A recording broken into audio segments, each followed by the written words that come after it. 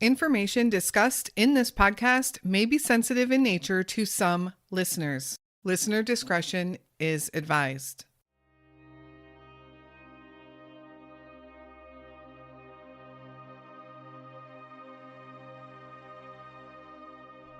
Myra Lewis gave everyone she met the happy toothy grin and sparkling eyes. She was just 2 years old and lived in rural Camden, Mississippi, with her 2 siblings and her mom and dad. Besides her family, Myra's best friend was her black lab named Midnight. She had spent the first 2 years of her life growing up with him, and he in turn adored little Myra as well. Many said that he was definitely her dog. Myra, like all 2-year-olds, was a curious child, and she loved to play and be outside. And that's exactly what she was doing on March 1st, 2014. Myra was playing with her sister in the yard that morning like they had done so many times before. Around 10:30 a.m., Myra's mom, Erica, was headed to the grocery store. She told Myra and her sister to go inside, wash their hands, and stay with their dad, who was inside playing video games and keeping an eye on their 1-month-old baby. Erica returned home from the store around noon. When she took the groceries inside, she noticed that Myra didn't come running up to her. She asked Gregory where Myra was, and he said he thought she was with her. They realized in that moment that each parent thought the little girl was with the other. Gregory immediately ran out of the house to look for Myra, hopping on his ATV and taking Midnight with him. When the search turned up no Myra, Erica and Gregory called the police to report their daughter missing. Where is Myra Rena Lewis?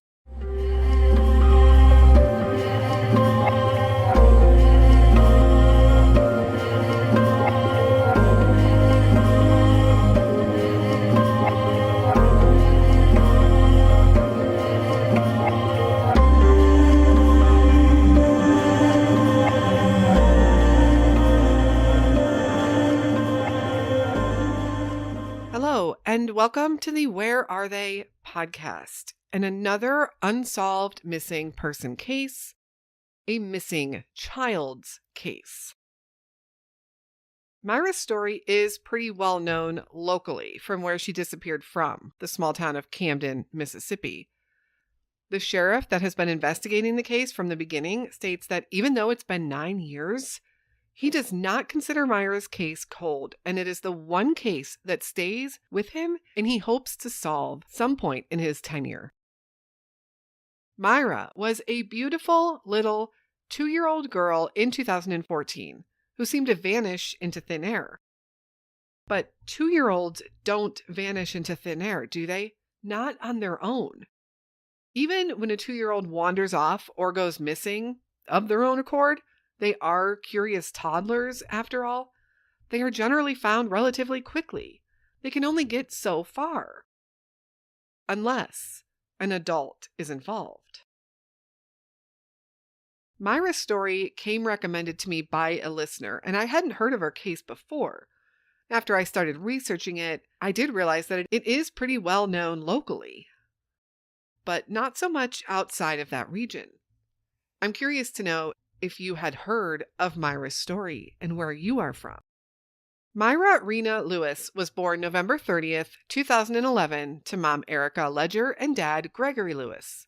She had a sister at home already and a beautiful black lab dog that immediately became attached to Myra. The dog, Midnight, would spend the next years at Myra's side, and they were the best of friends. Erica and Gregory gave birth to another child in early 2014, and Myra became a big sister. Myra's grandmother would describe her as being a very obedient child. She was very caring, and she was super smart, especially for a 2-year-old. She described Myra as having the mind of a 4-year-old. The family of 5 lived in a small rural home in Camden, Mississippi, with Grandma living right next door. It seemed to be the perfect setup. It seemed to be the perfect place to raise children.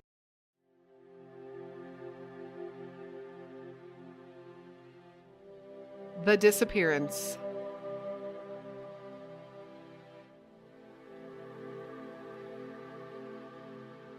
On Thursday, March 1st, 2014, Myra was outside playing with her sister in the yard, like they did on so many mornings. Around 10:30 a.m., Erica came outside and told the girls that she was going to the store. She asked them to go inside, wash their hands since they had been playing outside, and stay with their father. Their dad, Gregory, was inside with their 1-month-old baby and playing video games at the time. Erica said she saw the girls go inside and then she herself left for the store. When she returned back to the house around noon, she was taking the groceries inside and noticed that Myra didn't come running to her as she had expected. Where was Myra? When she asked Gregory, he said that he thought she had gone to the store with Erica. And Erica said no, she had watched her go inside the home before she left. But Gregory said he hadn't seen her. He didn't see her come inside at all. This meant there was an hour and a half of time where Myra was completely unaccounted for. He immediately ran out of the home in search for his daughter. He first ran next door to Myra's grandmother's house, hoping that maybe she had just wandered over there. She had done that before, but the grandma hadn't seen Myra at all. Gregory then hopped on an ATV, and with midnight at his side, he started searching for his daughter. After some time of searching and realizing that he couldn't find Myra, they called the local police department to report her missing. The questions remained. Did Myra make it inside the home and then leave again without her father seeing her? Or did Myra not even make it inside and Erica was mistaken? And most importantly, where is Myra now?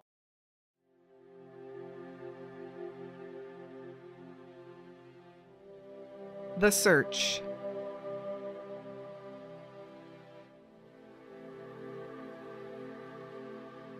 Local police responded immediately and began searching, and kudos to them for the prompt response, especially since they were already behind since a couple of hours had gone by since Myra was last seen.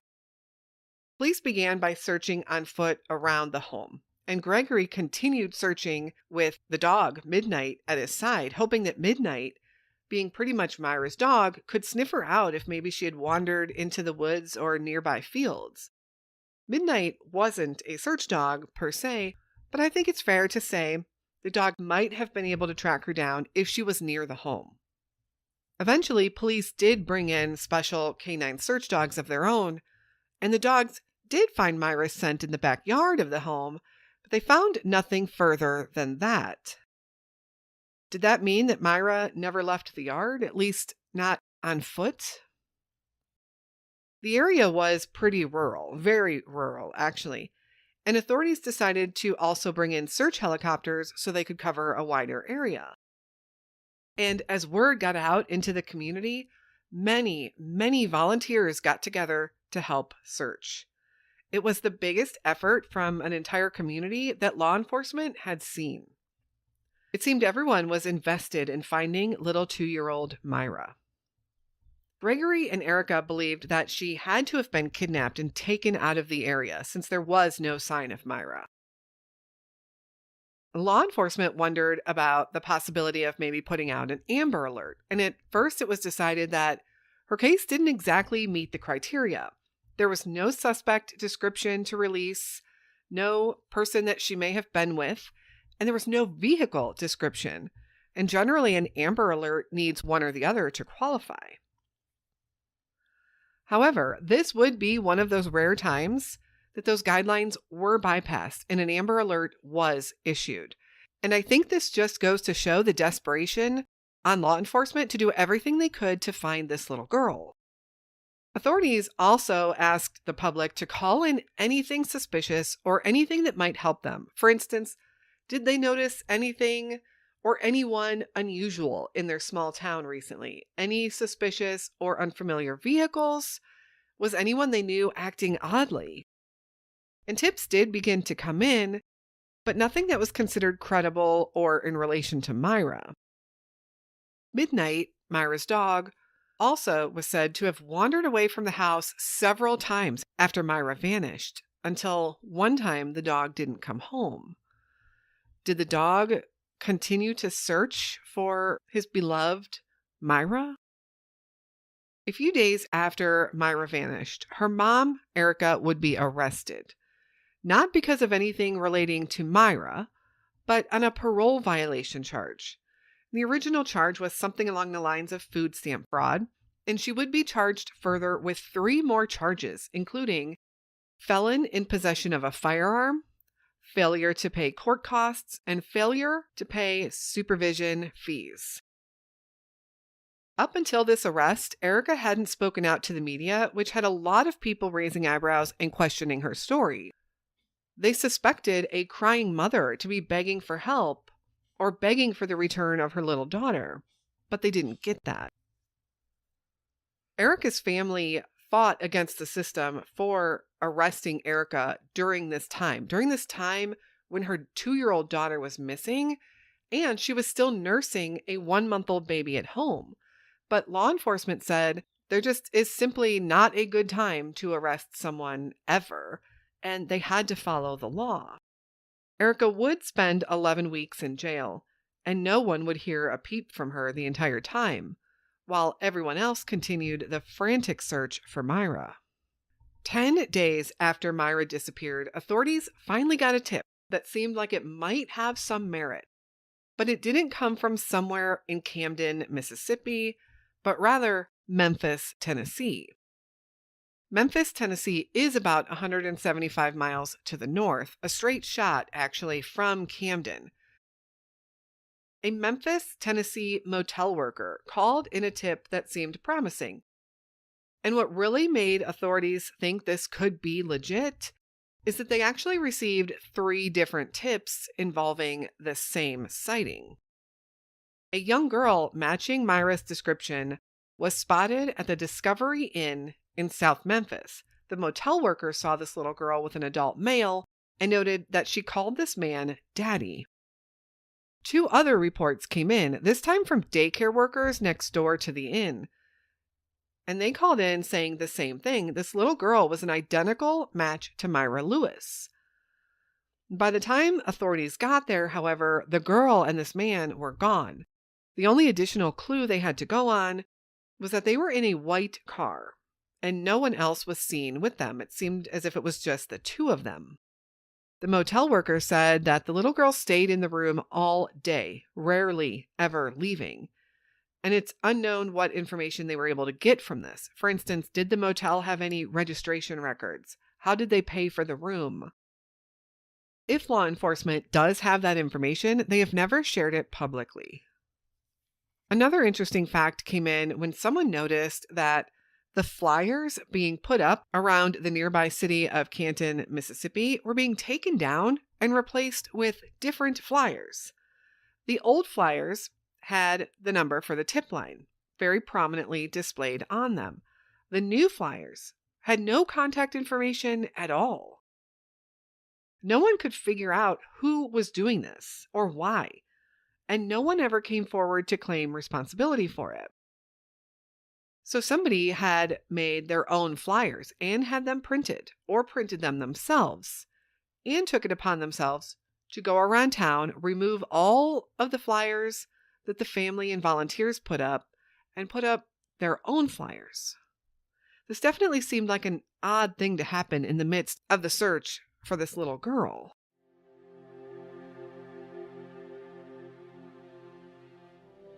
Camden, Mississippi.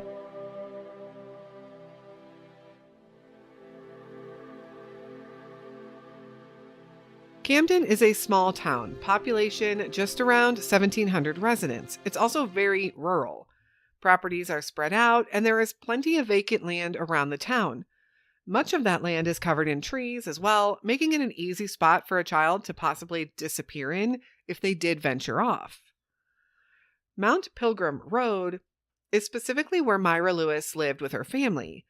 And this road is also exceptionally rural. Many of the houses on that road are spread very far apart from each other, lots of vacant land on this road. It's easy to see how something could happen and no one would notice, or even how a child could wander off and no one would see. There are also several small ponds and creeks up and down that road, and authorities did indicate that they conducted many water searches of lakes and ponds and found no sign of Myra. The nearest bigger town to Camden is the city of Canton, Mississippi. And Myra's story was quite well known in Canton as well, and the community of Canton continues to really rally behind Myra. Past Canton is the city of Jackson, Mississippi. Jackson is a much larger city and is in fact the capital city for the state of Mississippi. Highway 55 connects all of these cities and towns. Highway 55 actually begins in the south, just west of New Orleans, and continues through Jackson, Canton, Camden, and then on to Memphis, Tennessee. The Discovery Inn is located in South Memphis and looks to still be there today. It's a typical older one-story roadside motel with exterior doors. The hotel is U-shaped with all of those doors opening into the middle. You couldn't come and go without exiting into that middle common area, but you can also park your car almost right up to your door. I am curious how the daycare workers next door would have seen this little girl and the man she was with. The inn also sits on a busy 6-lane road, but in 2014, there wasn't a whole lot on that road. Also, looking at the greater landscape area surrounding Camden, where Myra was from, there are plenty of rural and desolate areas. In particular, you aren't too far from Ross Bennett Reservoir and Pearl River Wildlife Area, both located to the south of Camden. To the west, you'll find Panther Swamp and the Delta National Forest, plenty of wide open spaces.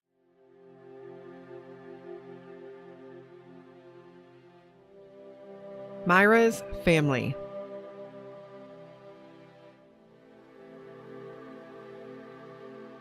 Myra's family was very quiet with the media and the public, doing very few interviews. Of course, Erica was locked up for 11 weeks just after Myra disappeared, which, if she had nothing to do with the little girl's disappearance, had to be absolute torture for her.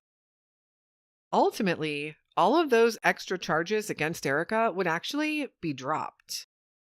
And when she was released in May of 2014, she finally did an interview. Take a listen to this clip of that interview by WJTV 12 News. Do you know where Myra is or what happened to her?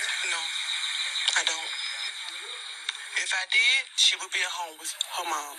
Erica Lewis denies any involvement in the disappearance of her 2-year-old daughter, Myra. She tells me the past 2.5 months have been a struggle. I lost 20 pounds from stress, crying, not eating, not sleeping because of this. Lewis says family life has been turned upside down. Since Myra's disappearance March 1st, she's been arrested, her other children put in foster care, and she's reminded every day little Myra is missing. They just don't understand what I'm going through. I just want my children. Myra's family pleads for her safe return. Why speak out now versus before? Because I was just too emotional and it was just kind of hard to speak. The focus is our little 2-year-old Myra that's missing. And it's like everybody's gotten completely away from that. Erica Lewis has a message. Anybody that's seen anything that day, any unusual car parked on side the road and pull off when you come behind, just bring her home. I just want her home. Myra's grandmother was a bit active on the social media sites set up for Myra, but neither Erica nor Gregory ever were. And to make matters even more suspicious, while law enforcement continued to treat this case with urgency and search for this little girl, many of whom said they couldn't sleep themselves, knowing that she could be out there and be in trouble, the parents were MIA. Not just missing in action, mind you, but they never checked in with law enforcement for any updates on their daughter's case. And when detectives went to update them at their home, they realized they had moved out and abandoned the house and left no forwarding information. Authorities had no idea where Erica and Gregory had gone. While there is no evidence pointing to the couple as being persons of interest, their actions certainly did have people talking. It is important to state, however, there is no evidence that leads authorities to suspect Erica and Gregory. And perhaps this is their way of managing their grief. Everyone does process things differently. It also seems that shortly after Myra's disappearance, the other children in the home were taken and put into foster care. And to this day, Erica and Gregory continue to be pretty quiet on their daughter's disappearance. Meanwhile, locals to the area remember Myra regularly. Everyone there seems to know her name and her smiling face. It's hard to imagine. She was 2 years old when she went missing, and she would be 11 years old now. Local media still reports on her case, generally on the anniversary of her disappearance every March 1st. And the sheriff who was in charge when she went missing, Sheriff Randy Tucker, is still in charge of the case today. He had this to say recently during an interview with Dark Horse Press. Quote, "She is my case. She is at the top of my list. I have been through hundreds of cases where you see lives destroyed. I've seen an awful lot. And that is the one case that truly haunts my heart. I hope I don't end my career with it unsolved. I'm afraid that I will, but I truly hope that I don't." End quote. To this day, the Amber Alert for Myra Lewis is still active and is Mississippi's longest running active Amber Alert to date. What do you think happened to little Myra? Could she have wandered off? Was she abducted out of her rural yard with no one seeing? Or could a family member have been involved in her disappearance? Myra Lewis was just 2 years old when she vanished and is described as an African-American female, about 27 pounds and 3 feet tall. When she was last seen on the day she vanished, she was wearing white pants, a turquoise shirt, and pink tennis shoes. The FBI has offered a reward of $20,000 for information leading to finding Myra. Anyone with any information on the whereabouts of Myra Lewis is asked to call the FBI at 601-948-5000 or the Madison County Sheriff's Department at 601-859-2345. Such a sad, sad case of a young child vanished with very few clues. Let's keep Myra's story out there and share her information. Someone has to know something. Please remember to give us a follow on the socials for any case updates and news, and feel free to reach out to me there with any feedback or case suggestions. If you'd like to support our show and our mission, please consider leaving us a 5-star review and joining us over on Patreon, where we share additional missing person stories. We use this as a way to help families of the missing, either through their GoFundMes set up or through missing person charities. And if you happen to know of a charity that you'd like to see us partner with, please send that information over via social media or email as well. Again, all of that information can be found in the show notes. Thank you all so much for listening to Myra's story today. We will be back again very soon with another unsolved missing persons case. And until then, stay safe and hug your loved ones.